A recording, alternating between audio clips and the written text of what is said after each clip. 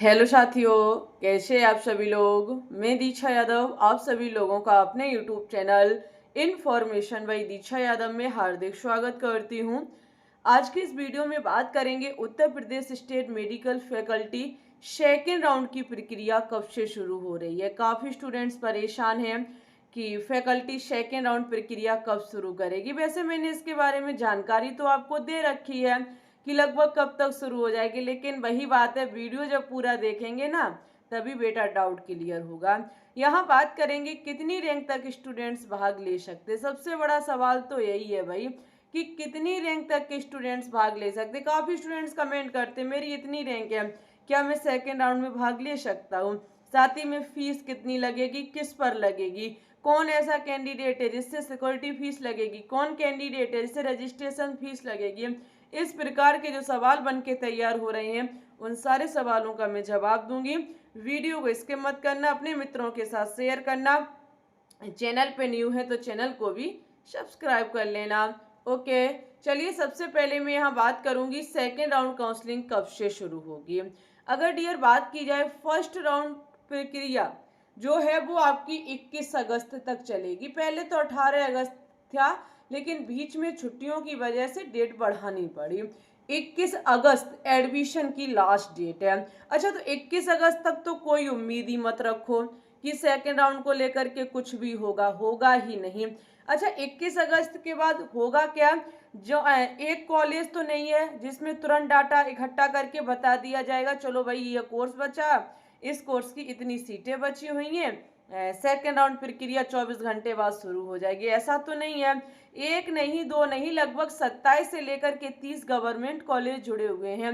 सभी कॉलेज में से जानकारी इकट्ठे करने में टाइम तो लगेगा ही लगेगा कि किस कॉलेज में किस कोर्स की कितनी सीटें बची हुई हैं।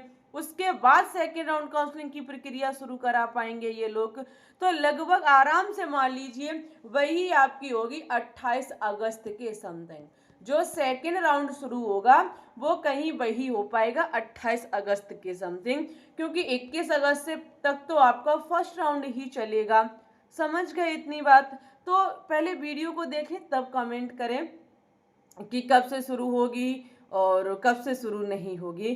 तो लगभग 28 अगस्त, जैसे इससे पहले शुरू हो जाएगी तो मैं हूँ किस लिए, आपको सूचना प्रोवाइड करा दूंगी।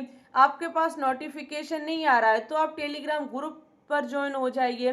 टेलीग्राम ग्रुप की लिंक हमने कमेंट सेक्शन में पिन कर दी है, आप उसमें ज्वाइन हो जाएंगे। वहाँ स्टूडेंट्स सबसे पहले बता देते हैं आ चुकी है आ चुकी है, चिल्ला चिल्ला के बताते हैं। वहाँ पे वो नहीं बताएंगे तो मैं वीडियो के माध्यम से वहाँ इंफॉर्मेशन सबसे पहले देती हूँ। यहाँ बात करूँगी कितने रैंक तक के स्टूडेंट्स भाग ले सकते हैं। सबसे बड़ा सवाल देखो भाई, आपकी कितनी भी रैंक हो, कोई यहाँ पे लिमिट नहीं है। कितनी भी रैंक हो सभी स्टूडेंट्स भाग ले सकते हैं। ओके, सभी यहाँ पे स्टूडेंट्स जो है वो भाग ले सकते हैं, कोई रैंक से मतलब नहीं है। बस ये है आप भाग तो ले लेंगे, लेकिन सीट मिलेगी या नहीं मिलेगी ये आपके रैंक कार्ड पे डिपेंड करती है। जैसे उदाहरण के तौर पे मैं आपको बताऊं, अगर आपकी जनरल रैंक 15,000 प्लस है, उम्मीद छोड़ दो, कॉलेज मिलने के ना के बराबर चांस रहेंगे। सेकेंड राउंड में नहीं मिलेंगे, बाद में बेशक आजमा लीजिएगा।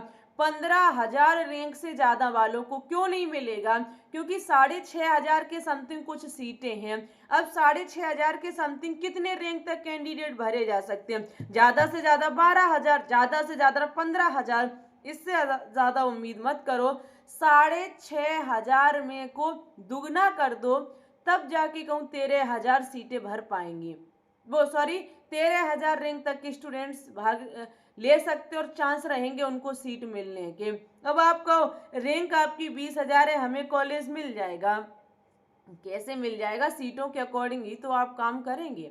समझ गए इतनी बात को। फिर भी आपको लगता है कि नहीं मुझे मिल जाएगा तो भाग ले लो, कोई लिमिट नहीं है, कितनी रैंक तक के भी स्टूडेंट्स भाग ले सकते हैं। बस ध्यान रखिएगा सीट उसी को अलाउड होगी जिसका जो जनरल रैंक है लगभग 10,000 के अंडर ही है सेकेंड राउंड में, इससे ज़्यादा नहीं है। 10-11 के अंडर अगर आपकी है जनरल रैंक तो चांस हैं सेकंड राउंड में कॉलेज मिलने के।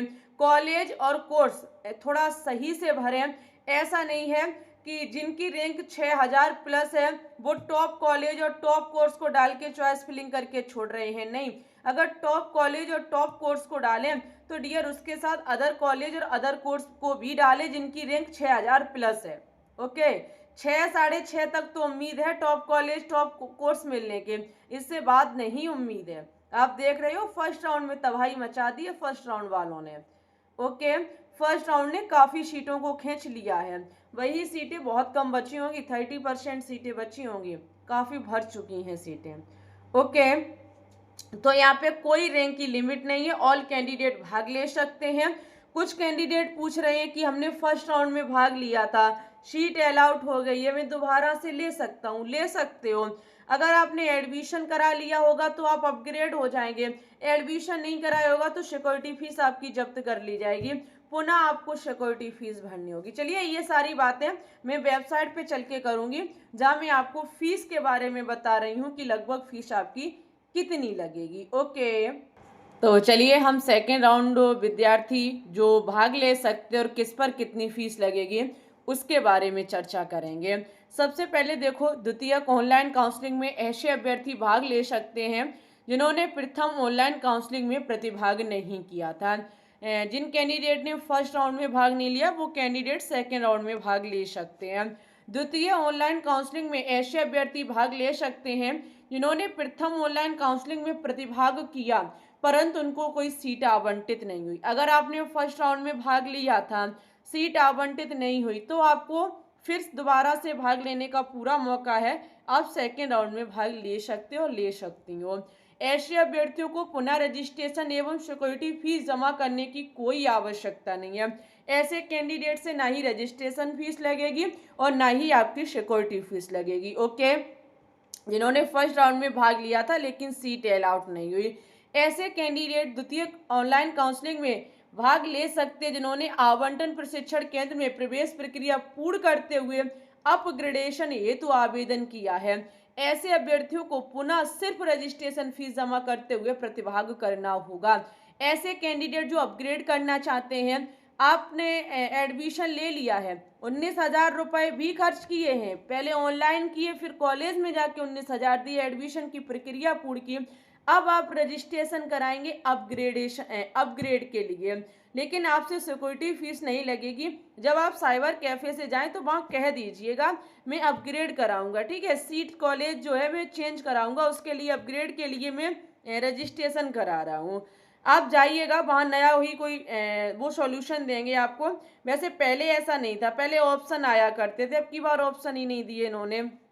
आप वहाँ जाएंगे साइबर कैफे से सेकेंड राउंड के लिए रजिस्ट्रेशन कराने के, तो फिर वहाँ बोल दीजिएगा मैं अपग्रेड के लिए रजिस्ट्रेशन करा रहा हूँ। और अगर ऐसा नहीं ऑप्शन आ रहा है खुल के तो सीधी सी बात है आप सेकेंड राउंड में रजिस्ट्रेशन कराओ, सिक्योरिटी फीस नहीं लगेगी।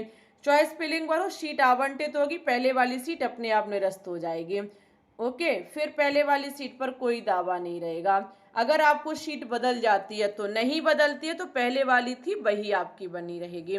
द्वितीय ऑनलाइन काउंसलिंग में ऐसे अभ्यर्थी भाग ले सकते जिन्होंने प्रथम ऑनलाइन काउंसलिंग में सीट आवंटित होने के पश्चात आवंटन प्रशिक्षण केंद्र में प्रवेश प्रक्रिया पूर्ण नहीं करी।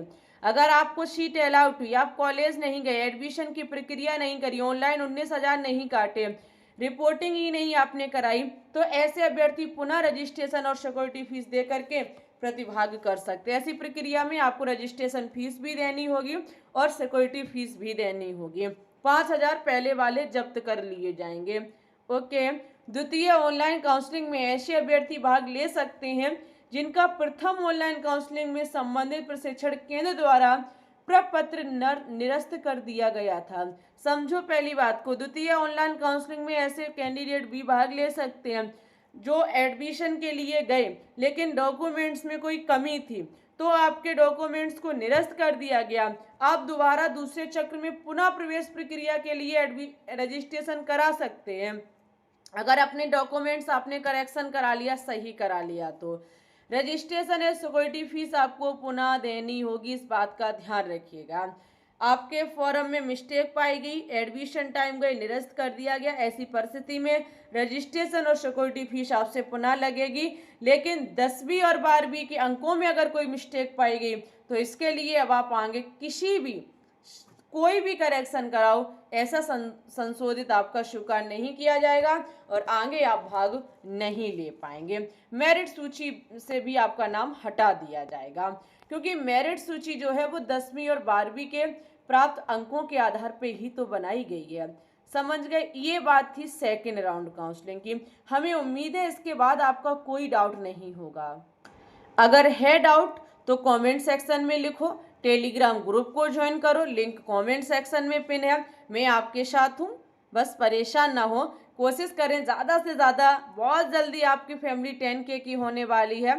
थोड़ा सपोर्ट करते रहें जिससे 10K जल्दी से हो जाए। मिलते हैं आपको न्यू इन्फॉर्मेशन के साथ, तब तक के लिए bye bye, take care, all the best.